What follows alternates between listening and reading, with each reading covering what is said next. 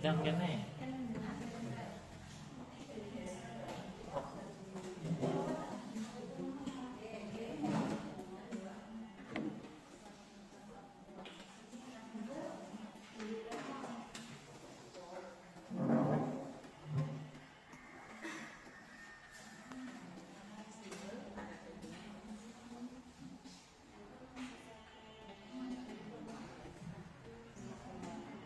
Warahmatullahi wabarakatuh. Terima kasih Bapak Ibu Guru atas kehadiran hari ini.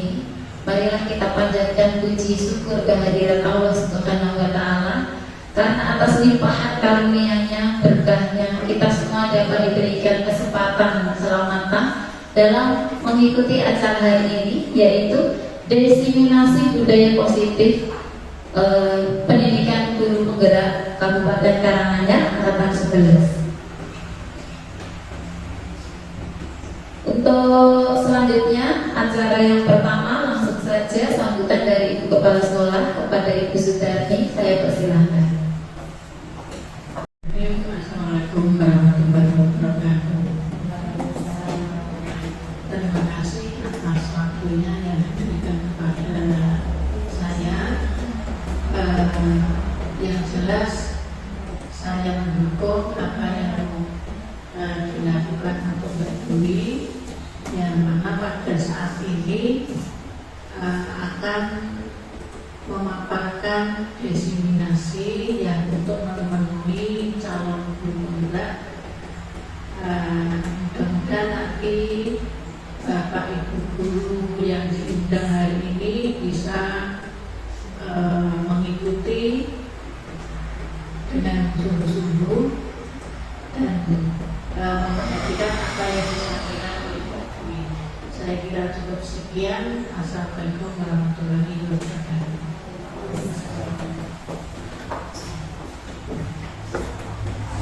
Terima kasih. Inti yaitu diseminasi budaya positif. Yang pertama tentang budaya positif. Jadi budaya positif di sekolah ialah nilai-nilai, keyakinan, dan kebiasaan sekolah untuk membangun hubungan yang kuat dan mengajarkan perilaku yang pantas kepada individu, yang pada akhirnya berkontribusi pada suasana yang lebih positif dan produktif. Nah, budaya positif ini akan mencerminkan rasa aman, nyaman bagi setiap warga sekolah. Hal ini merupakan fondasi utama dalam menciptakan lingkungan belajar yang kondusif. Jadi pada intinya kegiatan kita hari ini untuk berkolaborasi menciptakan lingkungan budaya yang positif di sekolah kita SD Negeri 02 Sedayu. Nah, manfaat dari budaya positif ada 5. Yang pertama, menjamin kualitas kerja yang lebih baik, membuka seluruh jaringan komunikasi, lebih terbuka dan transparan, menciptakan kebersamaan dan rasa saling memiliki yang tinggi, meningkatkan solidaritas dan rasa kekeluargaan. Jadi tujuan dari kita melaksanakan budaya positif di sekolah yaitu agar siswa bertanggung jawab dan sadar terhadap apa yang dilakukan sehingga dapat mampu mengontrol diri. Selanjutnya ini adalah pertanyaan pematiknya. Apakah hukuman dapat mendisiplinkan anak? Terus apakah pemberian hukuman dengan hal positif seperti membaca atau membersihkan halaman sekolah itu dapat mendisiplinkan anak? Atau yang ketiga, memberi penghargaan dapat meningkatkan motivasi belajar anak. Nah, ini 3 hal ini yang dulu sering sekali saya lakukan sebagai seorang guru. Sekarang kita akan membahas apakah hal tersebut memang benar dan layak kita lakukan. Selanjutnya yang kita bahas pada acara diseminasi budaya positif hari ini ada 5. Yang pertama, disiplin positif dan nilai-nilai kebajikan universal. Yang kedua, kita akan membahas teori motivasi, hukuman dan penghargaan. Yang ketiga, keyakinan kelas. Keempat, kebutuhan dasar manusia dan dunia berkualitas. Dan yang kelima, restitusi dan 5 posisi kontrol. Selanjutnya kita akan membahas yang pertama yaitu disiplin positif dan nilai-nilai kebajikan universal. Nah, ketika menerapkan disiplin disiplin. Kira-kira yang terlintas dalam pikiran kita apa ini? Benar, aturan. Ya, benar aturan. Bagaimana dengan pukul? Kalau pukul saat pukul mendengar kata disiplin itu apa yang terlintas? Disiplin itu kita harus mematuhi tata tertib yang ada. Iya, bagus. Mematuhi tata tertib yang ada. Ya, betul sekali, luar biasa. Nah, kebanyakan orang akan menghubungkan kata disiplin dengan tata tertib, teratur, dan patuh terhadap peraturan. Kata disiplin juga sering dihubungkan dengan hukuman. Jadi kita memberi hukuman kepada murid dengan alasan untuk mendisiplinkannya. Padahal itu sungguh berbeda. Ternyata ini berbeda ya. Karena belajar tentang disiplin positif tidak harus dengan memberi hukuman. Justru itu adalah salah satu alternatif terakhir dan bila perlu tidak digunakan sama sekali. Nah, dengan kata lain, seseorang yang memiliki disiplin diri berarti mereka bisa bertanggung jawab terhadap apa yang dilakukannya, karena mereka mendasarkan tindakan mereka pada nilai-nilai kebajikan universal. Sebagai pendidik, tujuan kita adalah menciptakan anak-anak yang memiliki disiplin diri sehingga mereka bisa berperilaku dengan mengacu pada nilai-nilai kebajikan universal dan memiliki motivasi intrinsik bukan ekstrinsik.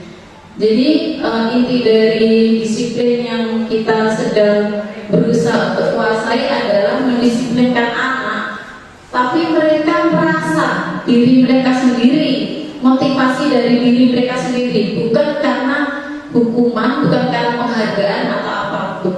Dan anak-anak juga harus memiliki nilai-nilai kebajikan universalnya sendiri, bukan berdasarkan dari teori saja. Selanjutnya kita ke disiplin positif. Jadi disiplin positif adalah pendekatan disiplin yang mendidik anak-anak tentang tanggung jawab dan membangun kesadaran diri mereka pada nilai-nilai kebajikan. Disiplin diri dapat membuat murid memahami dan menyadari akan perilaku yang dilakukan berdasarkan motivasi internal atau kesadaran dalam diri, bukan akibat paksaan, ujian, ataupun hukuman. Nah, ini yang sering sekali saya sebagai guru pribadi itu sering sekali melakukan hal yang berbeda. Jadi disiplin menurut saya, kalau mereka tidak melakukan sesuai dengan aturan, ya sudah dihukum. Ternyata itu salah. Ternyata memang disiplin itu harus dari dalam diri mereka sendiri sesuai dengan nilai-nilai yang mereka yakini, nilai-nilai kebajikan yang mereka yakini. Nah, ini selanjutnya miskonsepsi tentang teori kontrol. Jadi selama ini banyak terjadi kesalahpahaman tentang teori kontrol. Yang pertama, ilusi bahwa guru mengontrol murid. Jadi ini yang sering sekali terjadi. Selanjutnya, ilusi bahwa semua penguatan positif, efektif dan bermanfaat. Penguatan positif itu apa? Mungkin pujian-pujian tadi. Ya, pujian-pujian baik berupa perkataan maupun berupa hadiah kepada murid.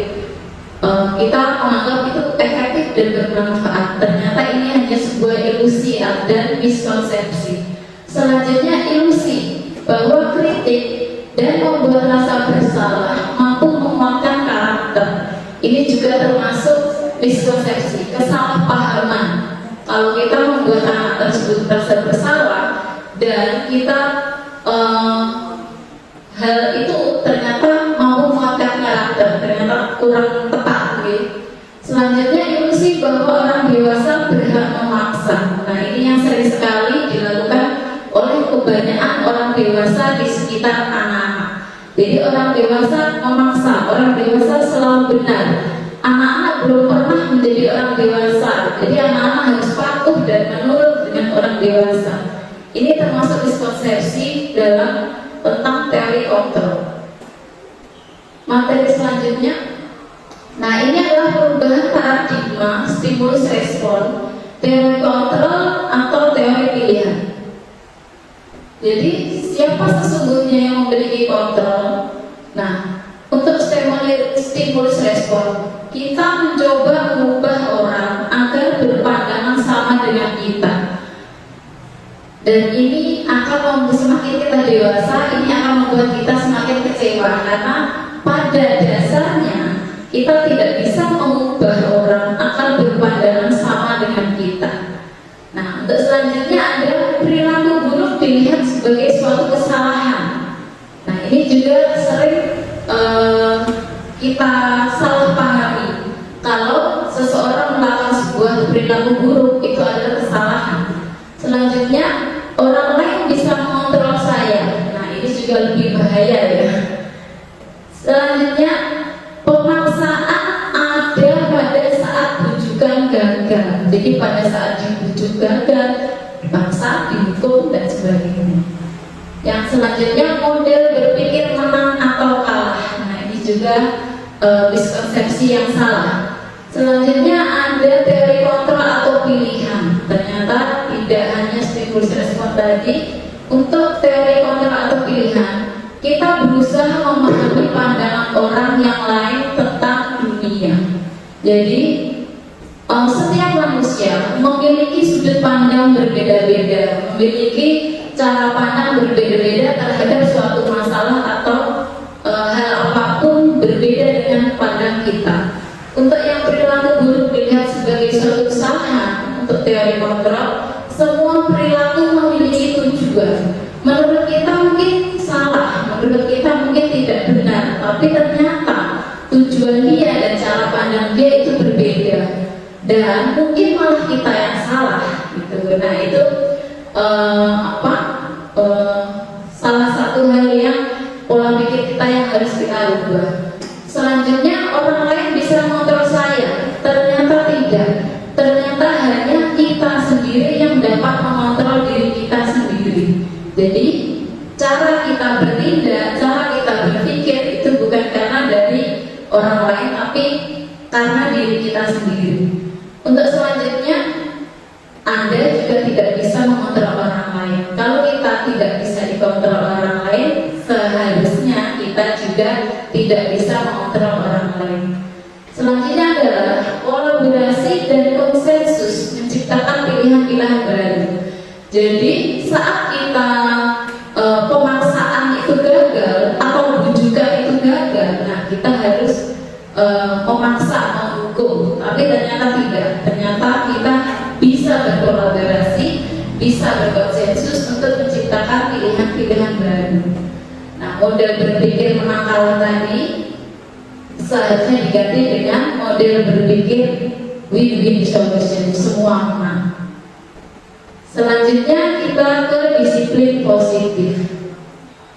Jadi makna kata disiplin tadi telah berubah menjadi sesuatu yang dilakukan seseorang pada orang lain untuk mendapatkan kepatuhan. Kecenderungan umumnya adalah menghubungkan kata disiplin dengan ketidaknyamanan. Sampai saat ini, untuk saya pribadi, saat saya mendengar kata disiplin, kita harus disiplin, yang tertera dalam otak dan pikiran saya itu pasti tidak nyaman, pasti nanti ada hukuman, pasti nanti ada peraturan. Nah, itu yang harus kita rubah, bukan dengan apa yang kita hargai atau pencapaian suatu tujuan mulia. Jadi seharusnya disiplin itu yang sesuatu yang benar-benar kita hargai, dan tujuan kita melakukan itu untuk tujuan yang mulia, untuk tujuan yang baik. Nah, selanjutnya nilai-nilai kebajikan universal. Apa ini ya, kita buka selanjutnya. Jadi nilai-nilai kebajikan universal ini tercantum seharusnya nilai-nilai positif manusia yang merupakan tujuan mulia yang ingin dicapai setiap individu. Ini dapat kita temukan dalam 6 karakter dalam profil pelajar Pancasila sesuai dengan tujuan pendidikan bangsa Indonesia saat ini di kurikulum Merdeka, yaitu tujuannya adalah profil pelajar Pancasila. Apa saja itu? Beriman dan bertakwa. Kita tanya dulu ya, apa semuanya? Ya, dipimpin oleh guru. Oke. Pelajar 1, 2, 3. Pelajar Pancasila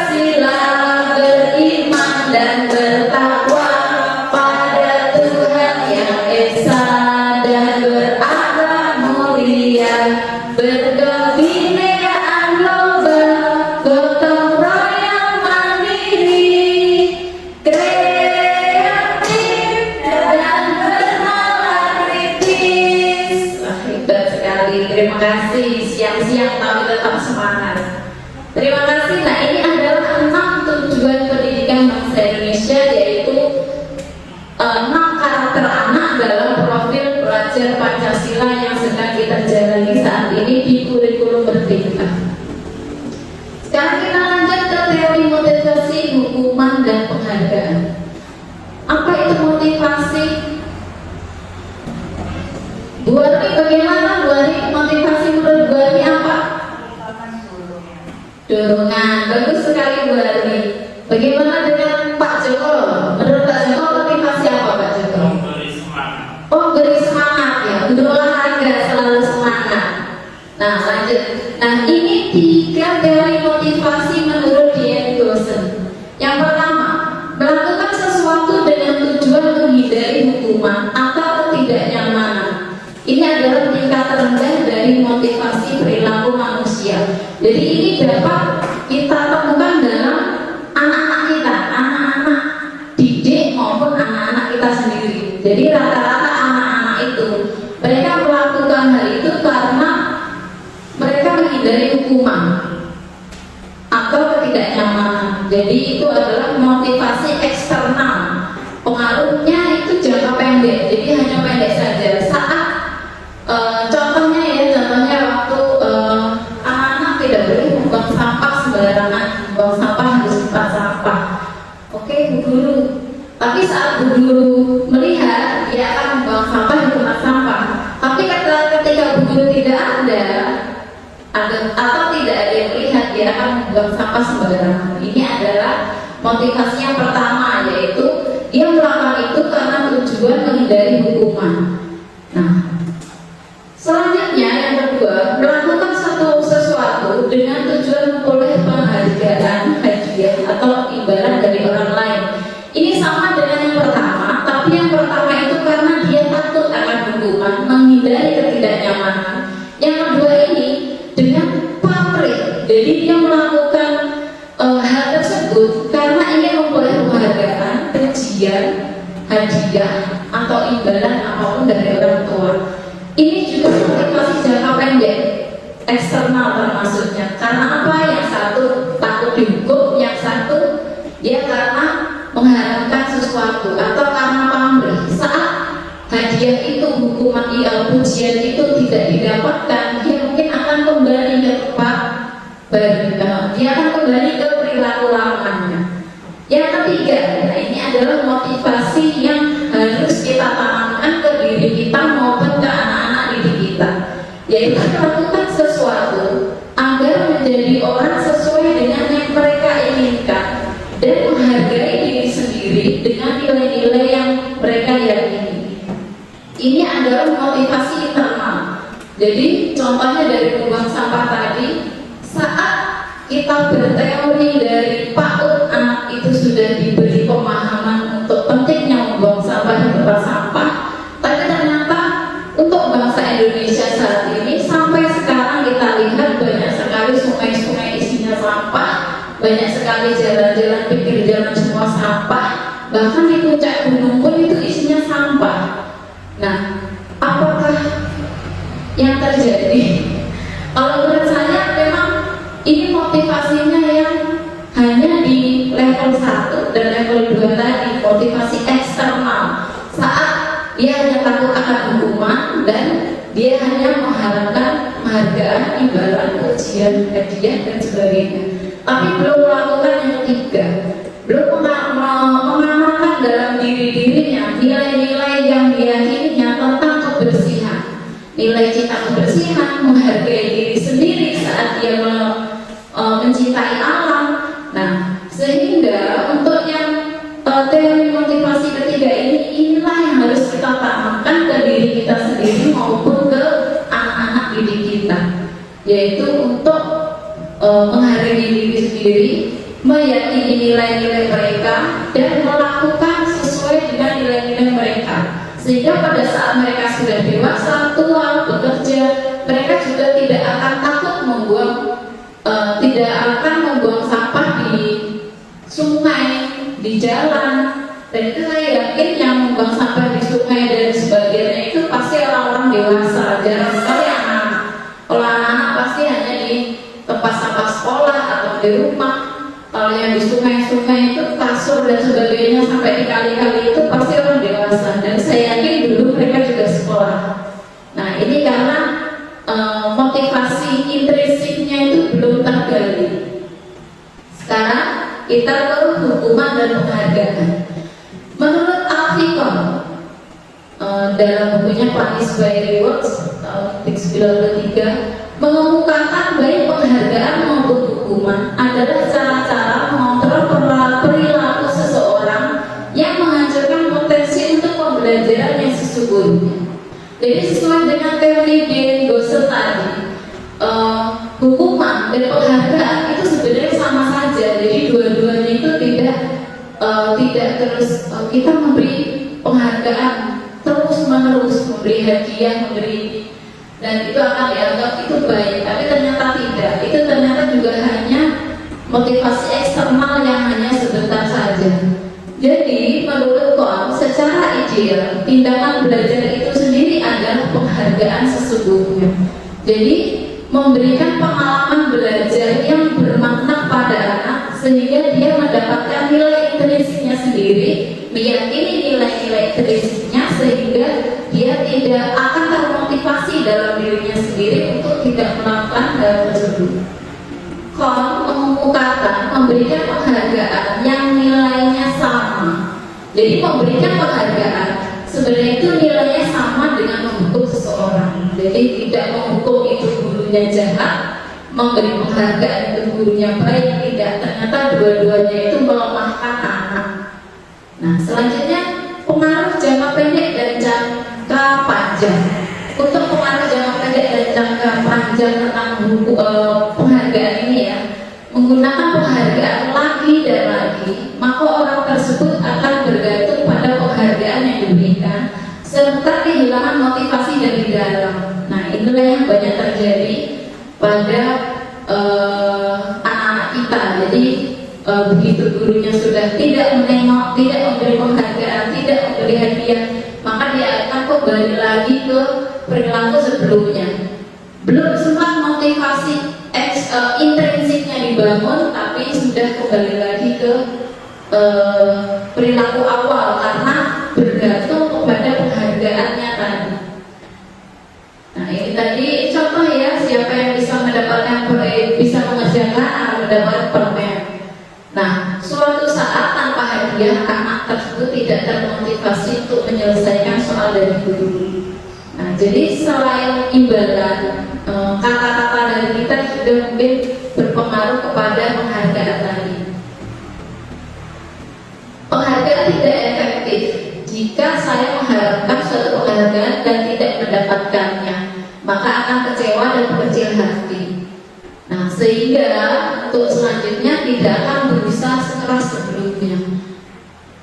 Penghargaan menghukum. Jika suatu penghargaan diharapkan namun Anda tidak mendapatkannya, Anda akan merasa dihukum. Nah ini ternyata bahayanya penghargaan sama berbahayanya dengan hukuman.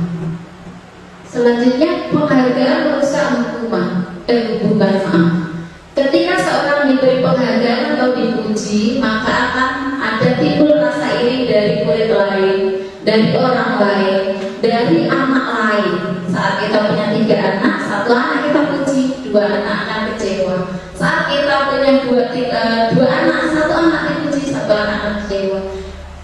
Kalau kita puji 3-tiganya, adalah yang berbuat baik sesuai dengan keinginan kita hanya 1, akan merasa tidak adil untuk yang merasa, oh aku tadi yang cuci piringnya itu nggak nyuci kok dipuji juga gitu kan, aneh jadinya.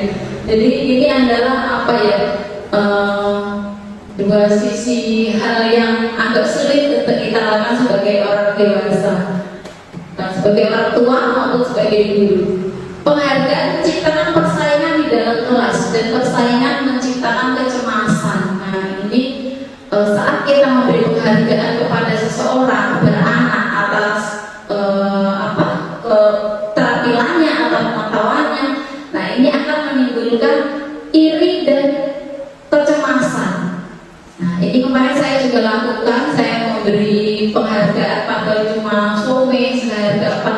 Bu, ternyata ada yang oh ini dipamer-pamer Bu di ini Bu. Nah, saya baru nyadar, oh ternyata tadi salah, ternyata harus penghargaannya tidak seperti itu.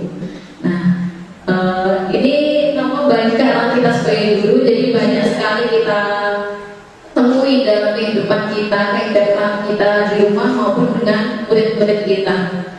Mereka yang percaya selanjutnya bahwa mereka tidak memiliki kesempatan untuk mendapatkan penghargaan akan berhenti mencoba. Nah ini untuk anak-anak yang kalau misalnya kita pengetahuan misalnya matematika, saat matematika mungkin dia mau berangkat itu udah lemah letih lesu. Karena apa ya? Karena itu tadi nanti teman-temanku bisa, aku nggak bisa. Teman-temanku nanti dipuji, aku tidak. Nah kalau untuk orang dewasa mungkin udah bisa santai, tapi kalau untuk anak mungkin akan membebani perasaannya dan pikirannya. Motivasi dalam diri sendiri, intrinsik. Nah ini yang harus kita gali dan kita munculkan dalam diri anak-anak, dalam diri kita, saya sendiri terutama. Saat seorang anak belajar untuk pertama kali, contohnya ya menggabungkan huruf-huruf dan kata-kata, kemudian bisa membaca atau mengerjakan pembagian, kemudian bisa. Anak tersebut begitu gembira bahwa ia telah mempelajari dan menguasai suatu keterampilan baru. Nah, yang dimunculkan dari sini adalah rasa penghargaan kepada diri sendiri. Jadi dia baru sadar, aku ternyata bisa. Nah, rasa sadar kebanggaan akan diri sendiri ini akan memunculkan motivasi dalam diri. Jika kita memberikan penghargaan yang lain, misalnya sudah dia bisa, tapi kita masih memberikan permen. Nah, pada saat dia sedang merasa bangga dengan pencapaian sendiri, maka kita akan mengambil kegembiraan yang saat itu sedang dirasakan secara alamiah. Jadi kegembiraan akan keberhasilannya diri sendiri, akan kebanggaannya terhadap kemampuannya sendiri. Kalau kita memberi penghargaan, ternyata itu malah akan membuatnya membuat penghargaan tadi menjadi kurang bermakna dan kurang berarti. Nah, sekarang kita lanjut ke keyakinan kelas. Untuk keyakinan kelas, guru berperan mewujudkan keyakinan kelas atau sekolah yang dilaksanakan dengan kesepakatan antara guru dan murid, bukan guru yang menentukan. Jadi keyakinan kelas atau keyakinan sekolah adalah pernyataan-pernyataan universal sesuai dengan yang slide pertama tadi tentang nilai-nilai universal. Nah di situ berisi pernyataan-pernyataan universal di mana pernyataan tersebut sederhana, mudah untuk dipahami dan diingat serta dapat diterapkan. Jadi untuk keyakinan kelas ini dibuat antara guru dan siswa. Ini prosedur pembentukan keyakinan sekolah atau kelas. Pertama, mempersilahkan warga sekolah atau murid-murid di sekolah atau kelas. Ini contohnya kelas saja ya, misalnya kita membuat keyakinan kelas di kelas kita sendiri. Jadi kita mempersilahkan anak-anak untuk mencurahkan pendapat tentang peraturan kelas. Jadi mereka menginginkan kelas itu seperti apa sesuai dengan nilai-nilai kebajikan yang diinginkannya. Dia menginginkan, aku ingin selama 1 tahun belajar di kelas ini, aku ingin kelas itu seperti apa. Selanjutnya, tadi keinginan anak tadi, yang tentang kelas yang diinginkannya itu diwujudkan, dicatat dalam sebuah kertas dan dituliskan di papan tulis. Jadi setelah ditulis di kertas, nanti kita akan tempelkan di papan tulis, kita pilih, kita lihat semua. Yang selanjutnya menyusun keyakinan kelas sesuai prosedur pembentukan keyakinan sekolah atau keyakinan kelas. Jadi mengganti kalimat negatif menjadi kalimat positif. Contohnya kata jangan berlari di kelas atau koridor diganti dengan kalimat positif, berjalanlah di kelas atau koridor. Langkah yang keempat, tinjau kembali daftar pendapat yang sudah dicatat. Jika mendapat pernyataan yang tertulis di sana yang masih banyak berupa peraturan, nah contohnya belajar di kelas, dengarkan guru, datanglah tepat waktu, dimasukkan dalam daftar untuk disepakati. Kegiatan ini merupakan perdalaman pemahaman bentuk peraturan keyakinan kelas. Yang kelima, tinjau ulang keyakinan sekolah atau kelas secara bersama. Nah, keyakinan kelas ini bisa berupa antara 3 sampai 7 prinsip keyakinan agar mudah diingat. Jadi tidak perlu terlalu banyak sampai berbelas-belas. Jadi maksimal sampai 7 saja sudah cukup. Yang penting betul-betul berasal dari aspirasi, inspirasi anak-anak dan betul-betul dilaksanakan.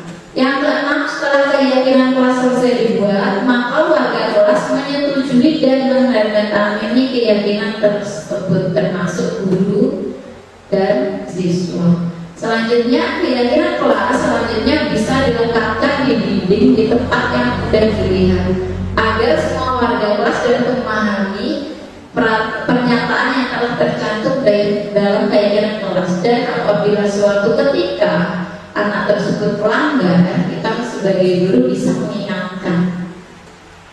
Selanjutnya, keyakinan kelas ini berhubungan dengan budaya positif. Jadi pertama kita membentuk peraturan kelas, selanjutnya keyakinan kelas, akan tercipta lingkungan yang positif, dan dalam satu sekolah akan tercipta budaya positif.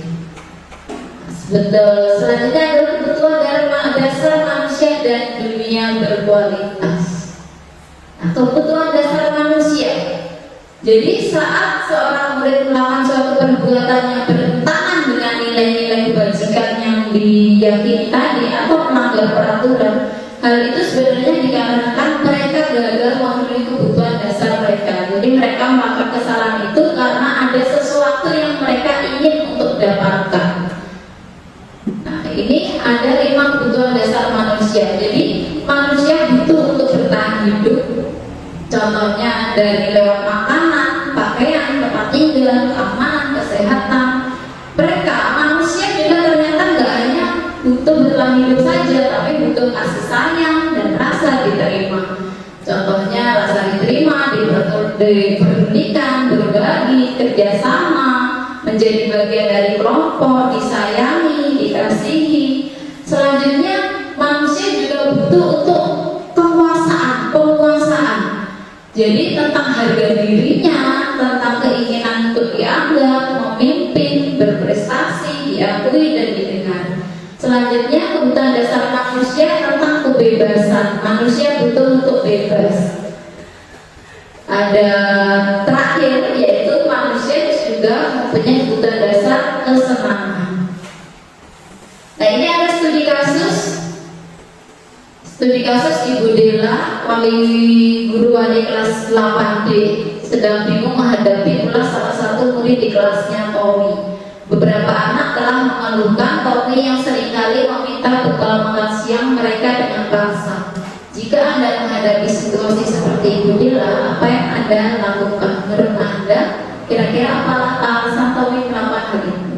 Sesuai dengan 5 kebutuhan dasar manusia, kita lihat apakah Tommy butuh untuk bertahan hidup karena melakukan hal itu, apa karena dia butuh kasih sayang, penguasaan, kebebasan, dan kesenangan. Jadi ulah Tommy ini selain kita harus temukan alasannya. Yang pertama, alasan pertamanya ia lapar. Nah, berarti karena lapar ini Tommy kebutuhannya untuk bertahan hidup, survival.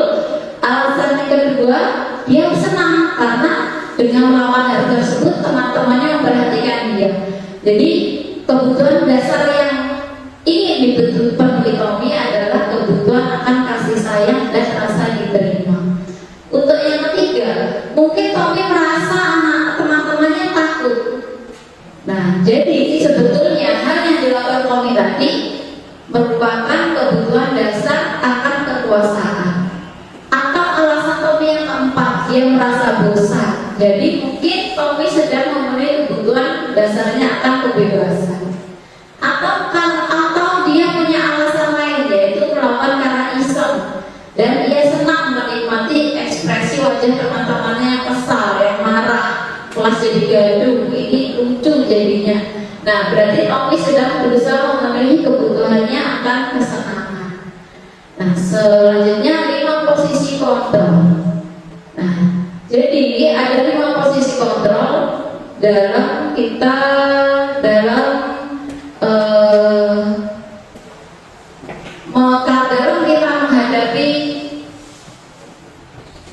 dalam kita menghadapi anak. Yang pertama sebagai penghukum, pembuat orang merasa bersalah, teman, pemantau, dan manajer. Contoh, saat kita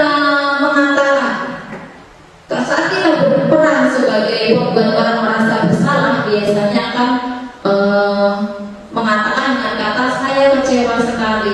Jadi dia mengeluarkan kalimat bagaimana agar anak tersebut merasa bersalah. Terus yang kedua, untuk sebagai penghukum, ya biasanya kan kamu tidak pernah, kamu melakukan ini, kamu salah dan sebagainya. Itu berarti dia berperan sebagai penghukum. Terus selanjutnya berperan sebagai teman.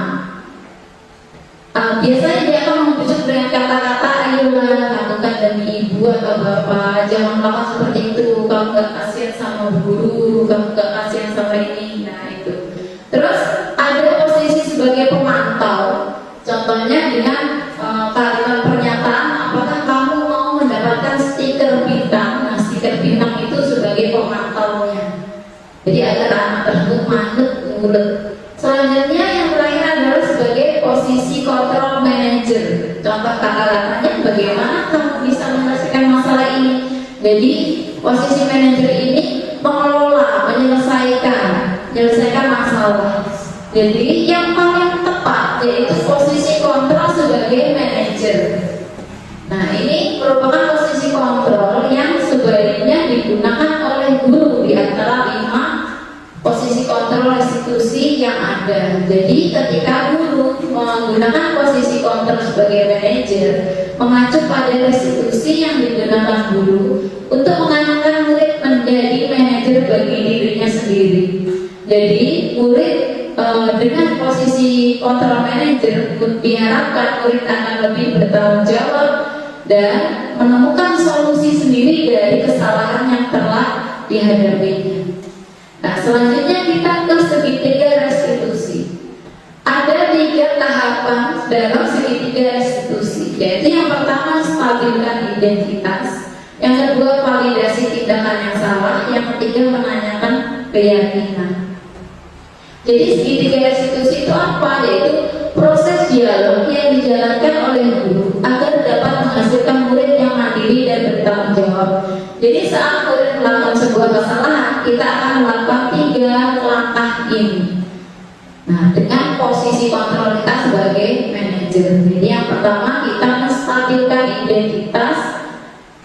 Nah, selanjutnya kita ke identitas yang gagal. Jadi identitas yang gagal tadi kita buat jadi identitas yang sukses dengan posisi kontrol kita sebagai manajer dan dengan langkah-langkah 3 segitiga restitusi. Jadi dalam hukuman identitas yang gagal, hukuman itu sesuatu yang menyakitkan harus terjadi.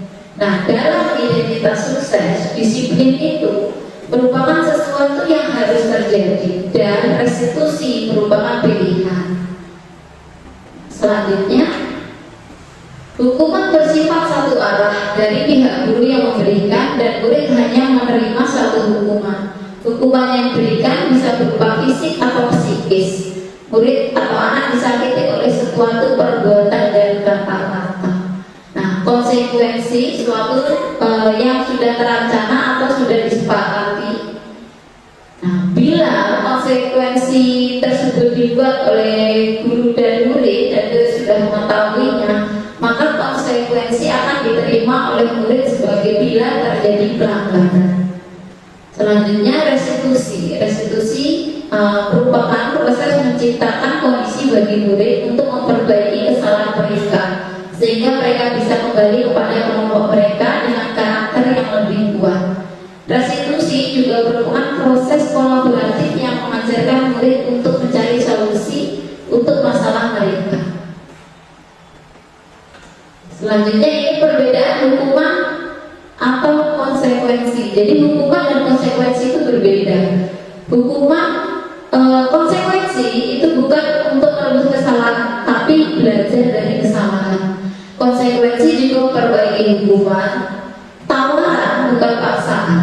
Restitusi menuntut untuk melihat ke dalam diri, mencari kebutuhan dasar yang mendasari tindakan. Restitusi adalah cara yang paling baik, fokus pada karakter bukan tindakan, fokus pada solusi, dan mengembalikan murid yang berbuat salah pada kelompoknya. Nah ini selanjutnya kita akan sebelumnya ada pertanyaan.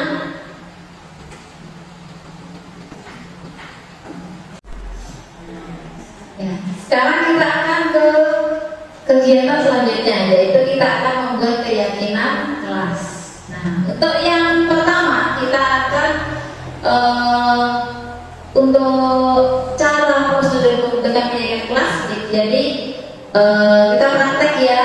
Nah, silahkan sekarang setiap dari Bapak Ibu guru memberikan apa yang ingin dilakukan, apa yang ingin, aturan apa yang ingin disepakati, untuk impian apa di kelas ini yang ingin diwujudkan. Silahkan ditulis di kertas.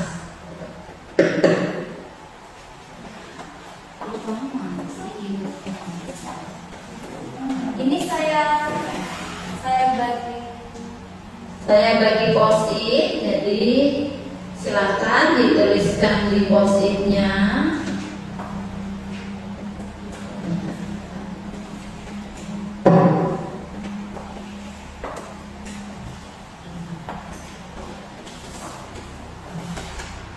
Silakan impian tentang kelas yang diinginkan itu seperti apa dalam 1 tahun ke depan. Jadi kita praktek membuat keyakinan kelas.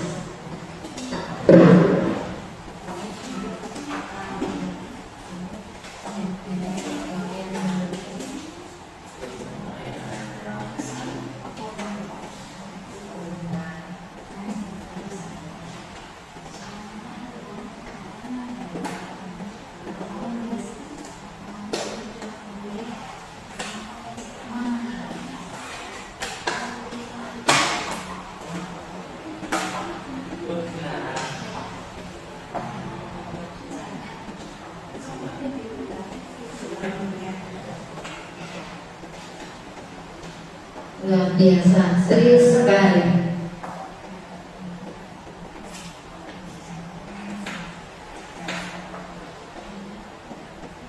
Yang sudah selesai membuat keyakinan kelas, silakan boleh ditempel di papan tulis.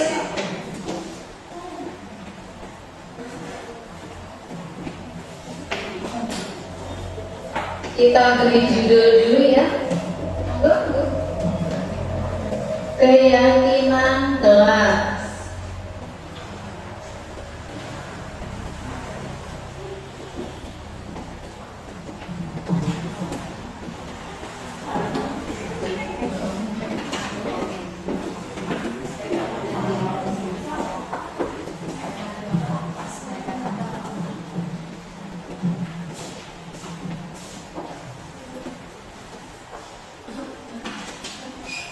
Ya,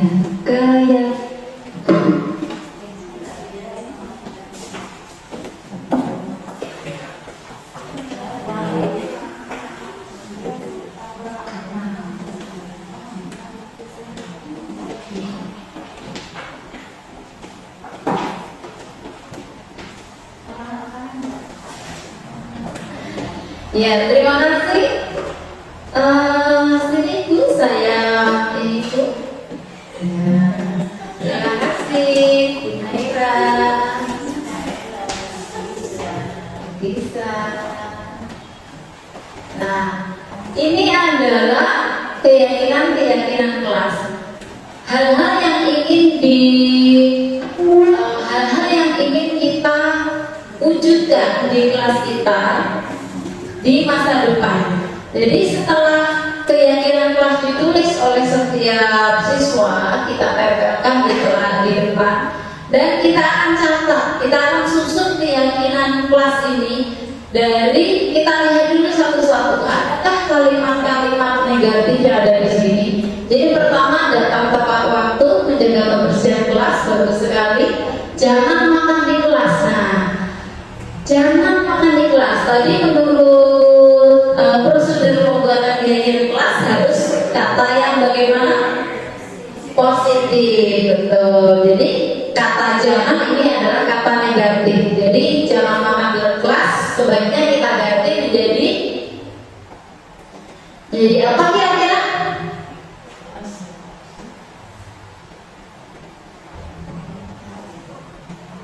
Bagaimana benar?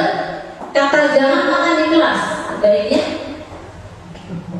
Diganti makan baiknya jangan Allah dan kesalahan. Oh iya, bagus.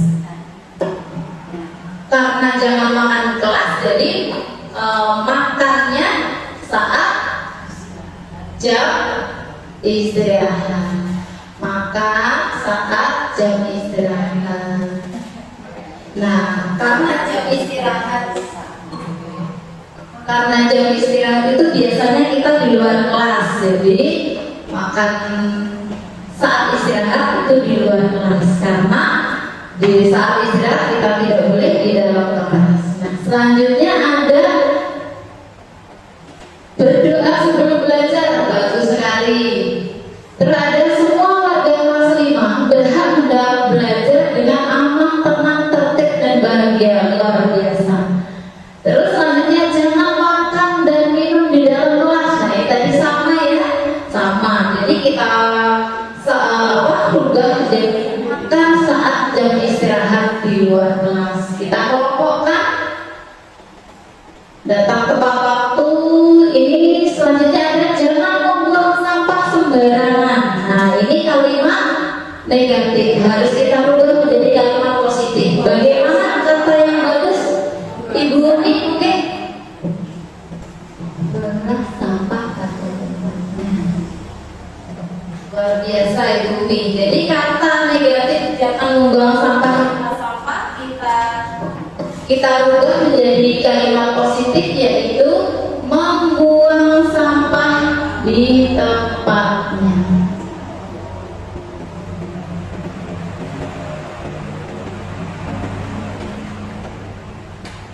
Nah, lanjut ke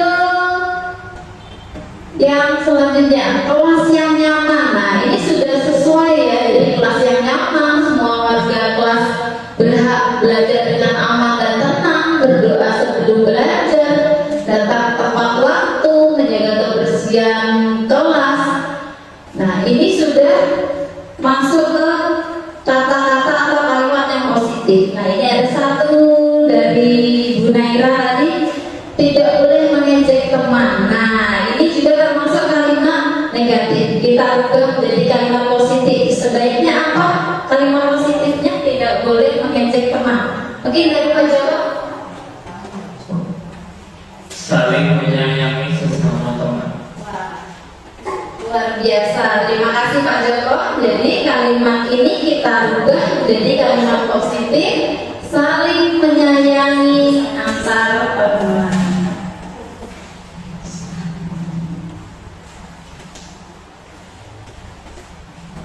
Menyayangi. Nah, selanjutnya ini dilarang siswa berambut panjang dan harus rapi. Nah, ini juga kalimat negatif. Jadi kalimat positifnya apa kira-kira? Kalau kita dilarang siswa berambut panjang dan harus rapi. Berpakaian rapi, berpenampilan rapi. Ya, bagus sekali. Penampilan rapi. Nah, sekarang setelah kita sudah mengelompokkan, kita mengubah kalimat negatif menjadi positif. Kita kelompokkan kata-kata yang sama.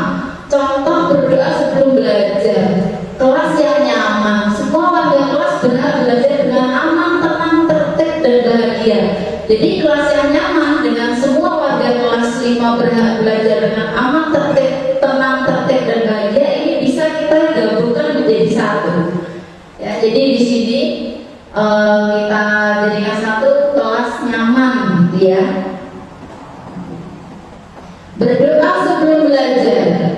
datang tepat waktu, menjaga kebersihan kelas. Ini tadi sama dengan membuang sampah di tempat sampah. Dan sebelum belajar kita bisa masukkan ke keyakinan kelas yang selanjutnya. Berdoa sebelum belajar. Nah, untuk yang kalimat selanjutnya, datang tepat waktu itu termasuknya disiplin ya tadi ya. Jadi kita tuliskan datang tepat waktu. Nah, ini pas ada 7 keyakinan kelas yang bisa kita terapkan di kelas kita. Mungkin nanti untuk urutannya bisa disesuaikan sesuai dengan tingkat kepentingannya. Mungkin berdoa taruh di atas atau bagaimana. Nah, ini adalah langkah-langkah untuk membuat keyakinan kelas. Selanjutnya, keyakinan kelas yang telah kita sepakati ini kita tuliskan besar-besar, bisa dicetak atau kita tulis di sebuah kertas, kita tempel, dan nanti murid-murid akan menandatanganinya di bawah. Misalnya di bawah ditulisnya disetujui atau disepakati atau apa gitu oleh, nah ini nanti anak-anak bertanda tangan, misalnya oleh siapa Adelia gitu, atau ini. Nah, jangan lupa ini Bu Guru Pak Guru juga harus ikut sepakat di sini. Jadi nanti Bu Naira juga harus tanda tangan di sini. Bu Naira, jadi ikut menyepakati, gitu ya. Nah, ini adalah contoh cara membuat keyakinan kelas di sekolah, di kelas kita masing-masing.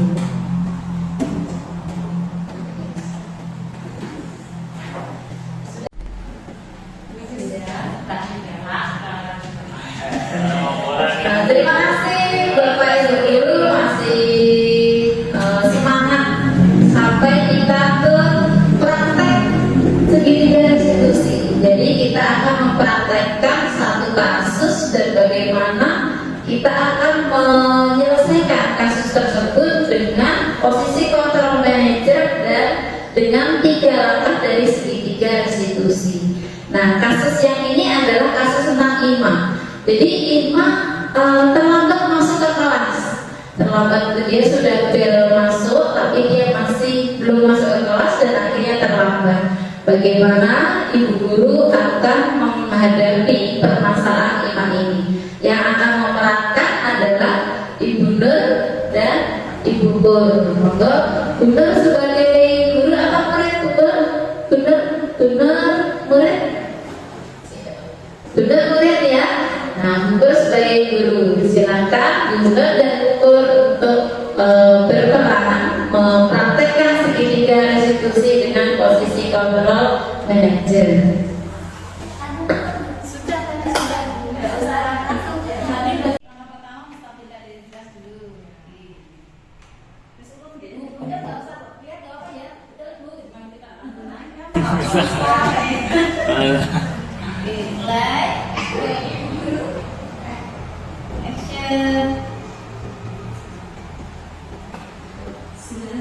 Belum. Mengapa ibu memanggilmu Ima?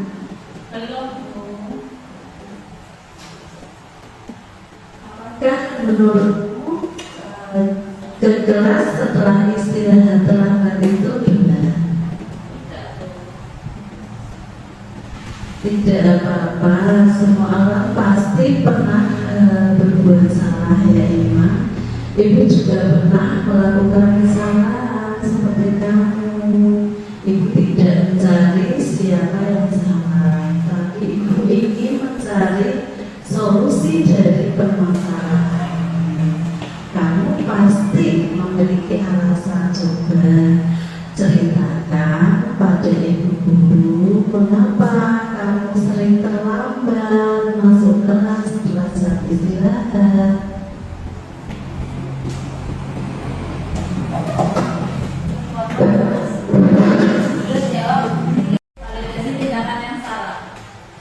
Maaf Bu, karena saya terlalu asik bermain dengan teman.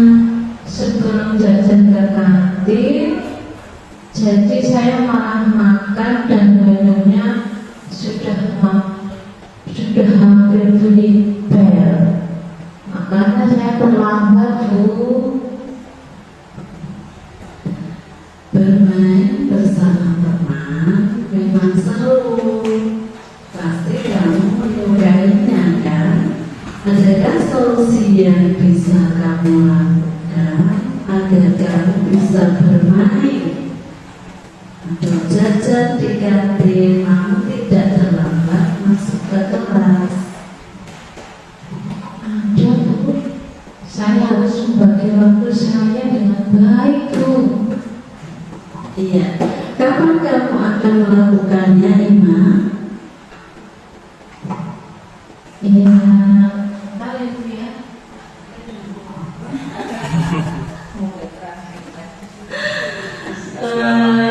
Masih ingat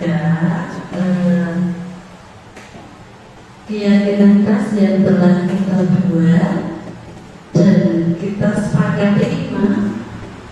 Kira-kira keyakinan apa yang berkaitan dengan hal ini? Disiplin waktu, Bu, dan menghargai waktu ya, Bu ya. Iya, benar sekali, Ima. Selanjutnya ingin menjadi murid yang bagaimana, Ima? Saya ingin menjadi murid yang menghargai waktu, menghargai diri saya, dan juga menghargai Anda, Bu. Iya, baiklah. Sekarang kita sudah mendapat solusi ya, Ima. Ibu yakin kamu pasti bisa menanamkan nilai itu dengan baik dan dapat mengatur waktu lebih baik. Sekarang kamu boleh kembali ke kelas, Ima. Baik, Bu, terima kasih, Bu ya. Sama-sama. Gimana, Bu? Aku mau buka apa sih, Mak? Ya, luar biasa tadi Buka dan Buka sudah melakukan langkah-langkah dari institusi dan posisi control manager. Jadi seperti itulah kira-kira contoh yang bisa kita lakukan terhadap murid kita.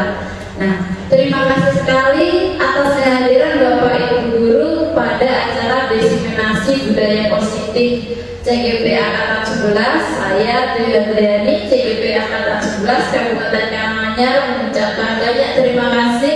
Assalamualaikum warahmatullahi wabarakatuh.